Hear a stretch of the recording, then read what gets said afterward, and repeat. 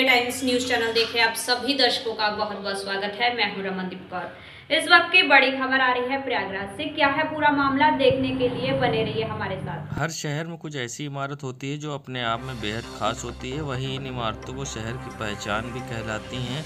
आज हम ऐसी इमारतों को लेकर बात कर रहे हैं जो शहर में अपनी एक अलग पहचान, जिसकी वजह से आपको पहचाना जाता है। आइए बताते हैं हम आपको हज़रत शाह मुहिबुल्लाह इलाहाबादी चिश्ती साबरी, जिन्हें लोग दादा मियाँ के नाम से भी जानते हैं, जिनकी दरगाह कीड़गंज में स्थित है। शाह मुहिबुल्लाह इलाहाबादी शहंशाह शाहजहाँ के वज़ीर आज़म हुए, लेकिन बाद में अपनी बादशाहत ठुकरा कर फ़कीरी इख्तियार कर ली। शाहजहाँ का बड़ा बेटा दारा शिको शाह मुहिबुल्लाह से बड़े अकीदत रखता था। जब शाह साहब दारा को हमेशा नसीहत करते थे। एक बार दारा के एक सवाल पर शाह मुहिबुल्लाह ने फरमाया, हिंदू और मुसलमान दोनों अल्लाह की मखलूक है, इसलिए दोनों पर एक जैसा व्यवहार करना चाहिए। शाह साहब ने सदैव हिंदू मुस्लिम एकता पर बल दिया, जिसके कारण दोनों संप्रदाय के लोग शेख साहब के अनुयायी बने। उनके प्रति सबकी अपार श्रद्धा है। भारत के शेख साहब को वताहुदुल वदूद का सबसे बड़ा प्रवक्ता माना जाता था, इसीलिए इनके इब्न अरबी हिंदी भी कहा जाता है। शाह साहब की वफ़ात के बाद दारा शिको ने चाहा कि उनका मकबरा बनाया जाए और काम शुरू हुआ था कि शाह साहब ने अपने मुरीद को ख्वाब में मुकीम दिया कि मेरे लिए खुला आसमां काफ़ी है, कहीं कोई मस्जिद बना दो। जिससे बाद मकबरा का काम रोककर दारा शिको ने बहादुरगंज दारे में 1643 में मस्जिद की तामीर का कार्य शुरू कराया और 1648 में मस्जिद बनकर तैयार हो गई। इस मस्जिद को मुग़ल कारीगरों की अद्भुत कारीगरी देखने को मिलती है। ये शाही मस्जिद करीब 373 साल पुरानी है, जिसकी देखभाल हज़रत शाह मुहिबुल्लाह इलाहाबादी चिश्ती साबरी के वंशज करते हैं और यहाँ इमामत भी करते हैं। इस मस्जिद को इलाहाबाद की शाही मस्जिद के नाम से जाना जाता है। जैसे कि आप जानते हैं, हर जगह की अपनी एक पहचान होती है, वैसे ही प्रयागराज अपने आप में कई ऐतिहासिक चीज़ों को समेट कर रखा है। और आपको बता दें, गंगा जमनी तहज़ीब की मिसाल पेश करती ये दारा मुहिब शाहुल्लाह की क्षेत्र में ये मस्जिद बनी हुई है, जिसे दारे की मस्जिद कहा जाता है। और ये प्राचीन मस्जिद है। आप देख सकते हैं इस पे किस तरह से मुग़ल शासकों द्वारा बनाई गई ये मस्जिद की तामीर। आप देख सकते हैं किस तरह से इस पर कलाकृतियाँ उखेरी गई हैं और अपने आप में एक अद्भुत नज़ारा है। और आप देख सकते हैं इस मस्जिद को शाहजहाँ के बेटे ने बनवाई थी और हम इसके बारे में इतिहास भी जानते हैं, किस तरह से बनाई गई थी, किसने बनवाई थी। और मस्जिद के इंतज़ामिया में से हमारे साथ कुछ लोग हैं जिनसे हम बात करेंगे, ये मस्जिद किस तरह से बनी थी, इसका क्या इतिहास था, मस्जिद किस तरह से बनाई गई थी, इसका क्या इतिहास था और किसने बनवाया था ये। असल में शहज़ादा दारा शिको जो था, शाहजहाँ का बड़ा बेटा वली अहद, वो जो है हमारे शेख जद्दे अमजद शेख मुहिबुल्लाह इलाहाबादी, जिनको लोग दादा मियाँ के नाम से जानते हैं इलाहाबाद में, उनकी जो है रूहानी उस्तादों में से थे दारा शिको की। तो ये वाक़या हुआ था कि दारा शिको ने जो है चाहा था कि शेख का जो है मकबरा तामीर करे शेख के वफ़ात के बाद। तो जो है शेख ने जो है ख्वाब में हुक्म दिया कि मकबरा ना बनाओ बल्कि एक मस्जिद बना दो, ताकि क़यामत तक जो है शहज़ादे को और शेख को जो है इसका सवाब मिलता रहे। तो ये मस्जिद की तामीर किस सन में हुई होगी? 1643 में हुई थी। 1643 में हुई थी। जी जी। तो तब से आप लोग इसका देख रखा? जी जी, देख हम लोग रख रहे हैं। तो शेख की जो औलादें हुई हैं वही इसमें नमाज भी पढ़ाती हैं, इमामत करती हैं, तब से लेके आज तक। तो जैसे कि आपने जाना और सुना कि यहाँ पर शाहजहाँ के बेटे शेख शिको ने जो है मस्जिद की दारा शिको ने इस मस्जिद की तामीर कराई थी, और जिसके बाद आज तक दादा मियाँ के वंशज यहाँ पर इसकी देखरेख करते हैं। दादा मियाँ के बारे में सभी लोग जानते हैं, उनकी दरगाह कीड़गंज में है। जब उनकी वफ़ात हुई थी तो उनका मकबरा बनाया जाना था शाहजहाँ के हुक्म पे, मगर उनको सपने में बशारत हुई कि मकबरे की जगह यहाँ पर एक मस्जिद की तामीर कराई जा सके, जिससे लोग नमाज अदा कर सकें और सवाब हासिल कर सकें और क़यामत तक उसका उनको सवाब हासिल हो, जिसके वजह से मस्जिद की तामीर हुई। और आज यहाँ लोग नमाज आज भी पढ़ते हैं और दादा मियाँ के वंशज यहाँ पर नमाज और इमामत भी करते हैं। वर्ल्ड मीडिया टाइम्स के लिए सैयद मोहम्मद आमिर, प्रयागराज।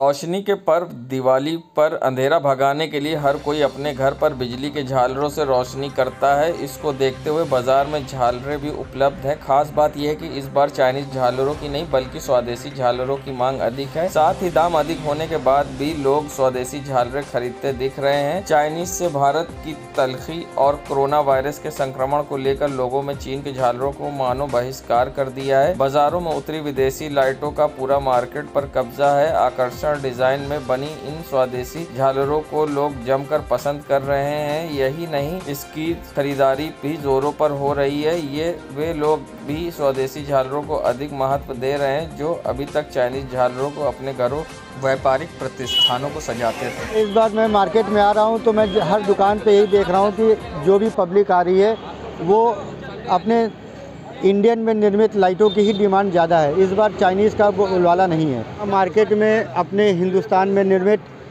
दीपक और लाइटें भी उपलब्ध हैं और चाइनीज़ प्रोडक्ट भी उपलब्ध हैं। लेकिन मेरा देशवासियों से यही अपील है कि इस बार आप स्वदेशी चीज़ अपने देश में बनी हुई निर्मित लाइटें और दीपक का यूज़ करें। मेरा यही देशवासियों से कहना है कि चाइनीज़ प्रोडक्ट का पूरी तरीके से बहिष्कार करें। क्या नाम है? मैं आर्किटेक्ट विशाल खरे। इधर देखिए,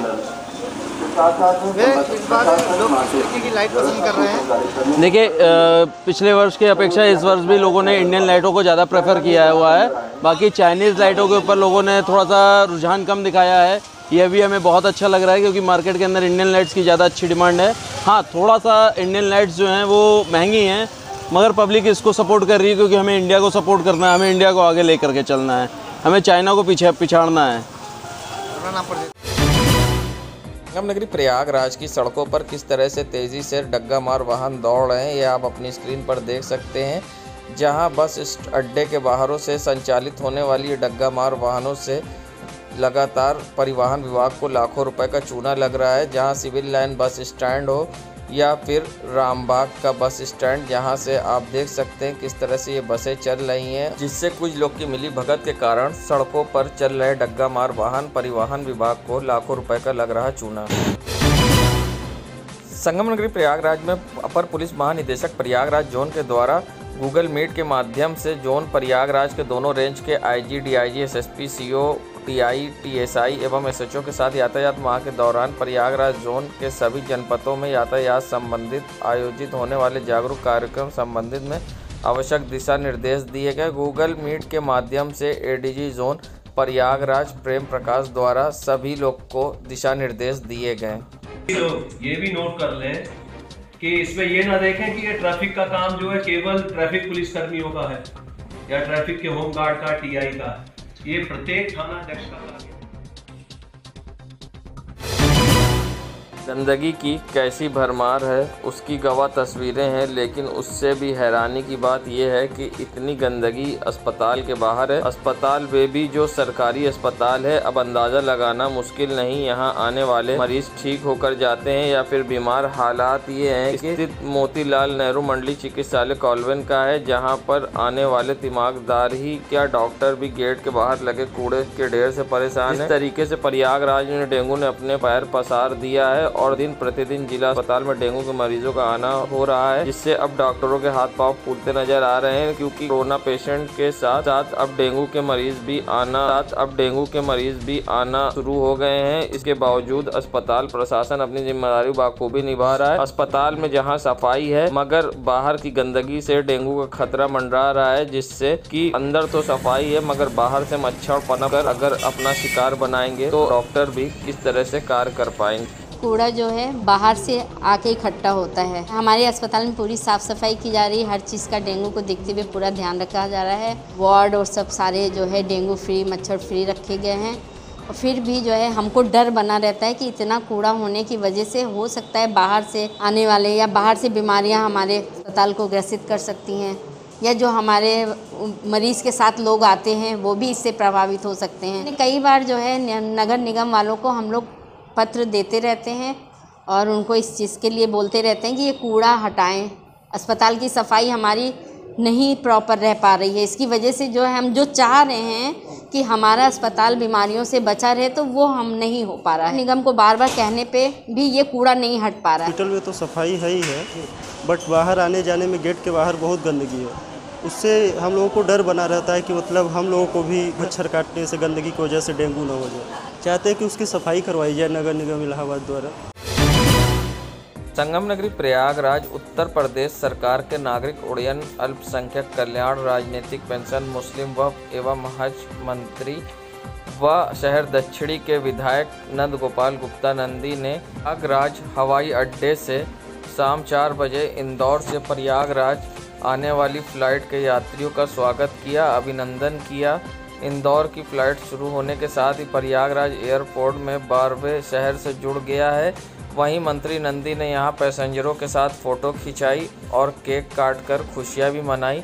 वहीं आने वाले पैसेंजरों ने मंत्री नंदी का धन्यवाद भी ज्ञापित किया। आइए सुनाते हैं क्या कहना था पैसेंजर का। इतना कन्वीनियंट हो गया, नहीं तो वो सफ़र 24 घंटे का होता था या 22 घंटे का होता था ट्रेन से, तो अब वो उन्होंने सिर्फ मात्र 1.5 घंटे का कर दिया है, और वो भी इतना सुविधाजनक कि हर कोई इंसान के लिए बड़ा अप्रोचेबल है।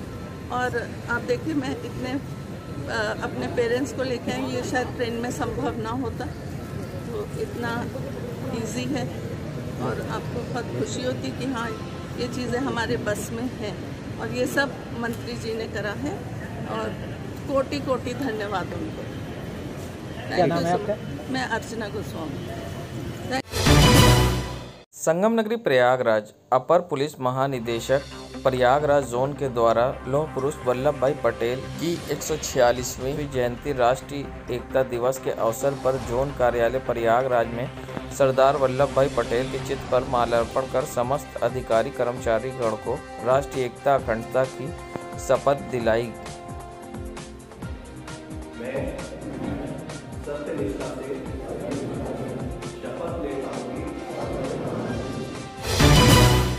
संगम नगरी प्रयागराज, जहां दीपावली से पहले संगम तट पर सैंड आर्ट के माध्यम से इलाहाबाद विश्वविद्यालय के छात्रों ने इको फ्रेंडली दीपावली मनाने की लोगों को संदेश दिया। वहीं पर्यावरण को स्वच्छ रखने के लिए पटाखे न बजाने की अपील की और संगम तट पर रंगों से रंगोली बनाकर लोगों को संदेश दिया। आइए सुनाते हैं क्या कहना है इलाहाबाद विश्वविद्यालय के छात्रों का।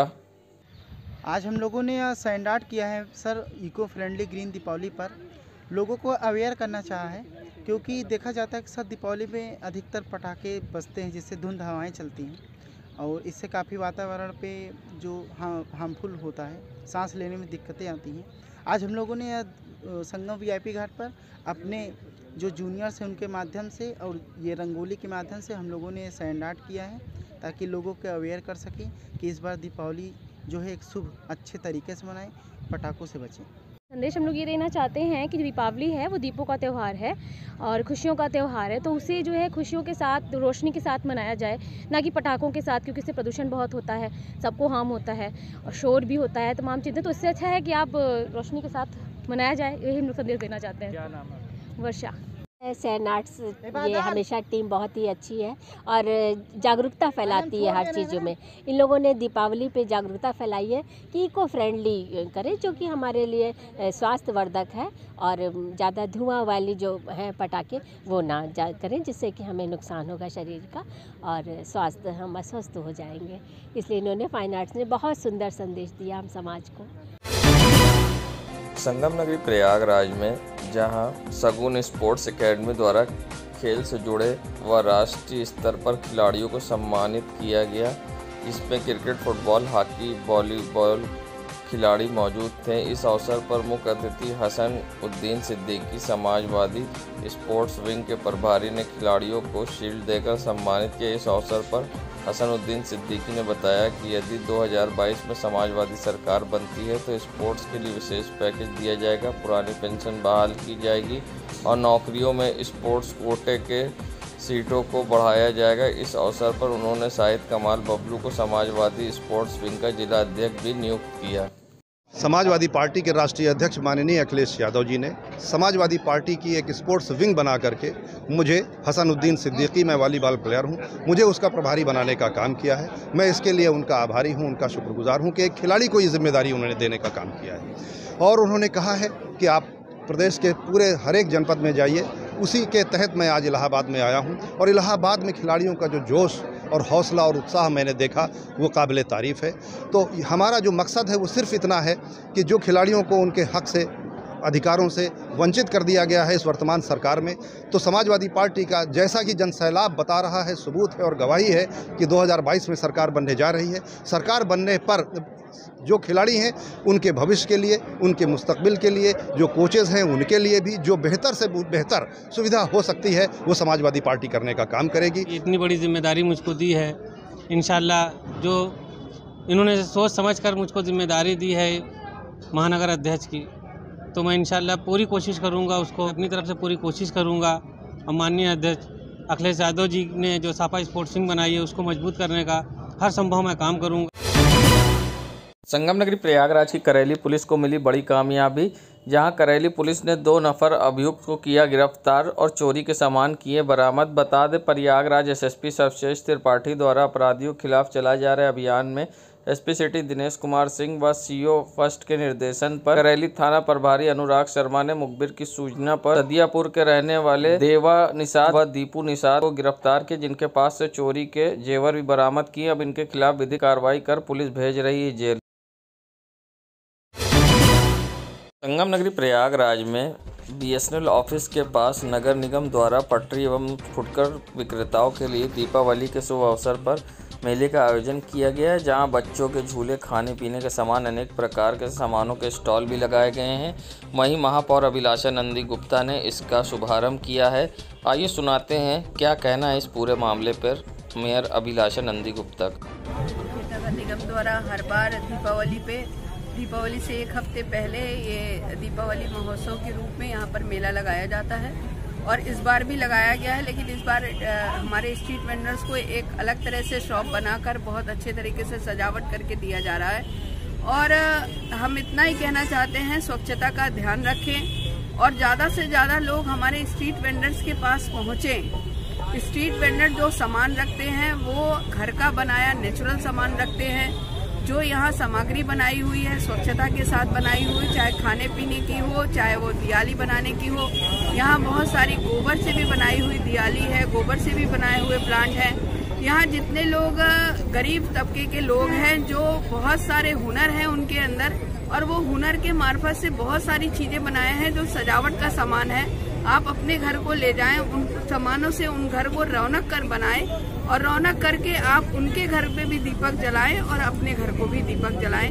मैं स्ट्रीट वेंडर से इतना ही कहना चाहती हूँ, प्रधानमंत्री जी ने इतना सहयोग किया है, आपको 10-10 हजार रुपए दिया है। माननीय मुख्यमंत्री जी ने बहुत सारी सामूहिक बहुत सारी योजनाओं को दिया है, तो आप सब उसका लाभ उठाएं और उससे अपनी आर्थिक स्थिति को संभालते हुए अपने व्यवसाय को भी बेहतर करें और बैंक से अपने जो भी ऋण है उसको लेकर टाइम पर करें, तो हमें आगे ऋण और अच्छा मिल जाएगा और हम अपने व्यवसाय को बढ़ा सकेंगे। संगम नगरी प्रयागराज आगामी त्यौहार दीपावली को लेकर अब जहां लोगों में उत्साह है, तो वहीं इस बार अब बाज़ारों में धनतेरस से पहले बर्तनों की मार्केट सजने लगी है और तैयारियां शुरू हो गई हैं। आप देख सकते हैं बाज़ार में ख़रीदारियां शुरू हो चुकी हैं और किस तरह से बर्तन की मार्केट में दुकानें सजने लगी हैं, जिसको लेकर अब लोगों में दीपावली का उत्साह दिख रहा है। संगम नगरी प्रयागराज आप नेता संजीव मिश्रा ने जहां एमआईएम को मुस्लिम की बात करने वाली पार्टी बताया था और साथ ही कहा था कि किस तरह से बिहार और बंगाल में उनके बिना सरकार बनी है और यूपी में इलेक्शन के बाद भी लोगों को दिख जाएगा किस तरह सरकार बनती है, और उन्होंने एमआईएम पर निशाना साधा था, जिसके बाद अब पलटवार करते हुए एमआईएम के नेता आरिफ इकबाल ने संजीव मिश्रा को पर हमला बोला है और साथ ही बताया कि उनकी पार्टी की हिंदुओं के लिए क्या योजना है और क्या कार्य करती है। और साथ ही सुनाते हैं क्या कहा था संजीव मिश्रा ने और क्या कहा आरिफ इकबाल ने। धर्म के आधार पे काम कर रही हैं, उसी तरीके से एमआईएम भी है, जो अब वो तो बिहार में भी चुनाव लड़े थे, उसके पहले पश्चिम बंगाल में भी चुनाव लड़े तो उनकी स्थिति तो सब लोग देख ही रहे हैं कि उनके बिना सरकार बनी है कि नहीं बनी है। और आगे 2022 में उत्तर प्रदेश में भी सबको मालूम चल जाएगा कि MIM की किसको ज़रूरत है या नहीं। आदमी पार्टी ने जो आरोप लगाया, उनको हमारी पार्टी का इतिहास पता नहीं है कि हमारी पार्टी के सुप्रीमो के जो भाई हैं अकबरुद्दीन ओवैसी साहब, उन्होंने शिव मंदिर में भी 5 करोड़ रुपया, वहाँ सैलाब में जब बह गया था 5 करोड़ रुपया उन्होंने दान दिया। हिंदू पुजारियों के लिए 1500 रुपया शिवरात्रि में 2 दिन छुट्टी कराने का काम।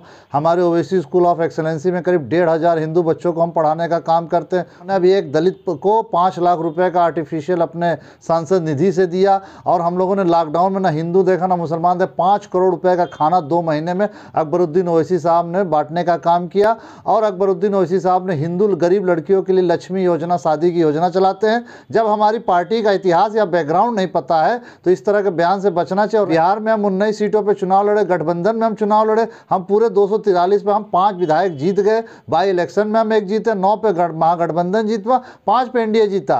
और आम आदमी पार्टी अपना पहले दिल्ली दंगे से अपना दाग धोए, बस कई स्टेट में हमारे MLA हो गए, हमारे 2 स्टेट, हमारे लोकसभा में 2 सांसद हो गए। इलेक्शन में उत्तर प्रदेश में बगैर हमारे सरकार नहीं बनेगी, पूरा हिंदुस्तान देखेगा।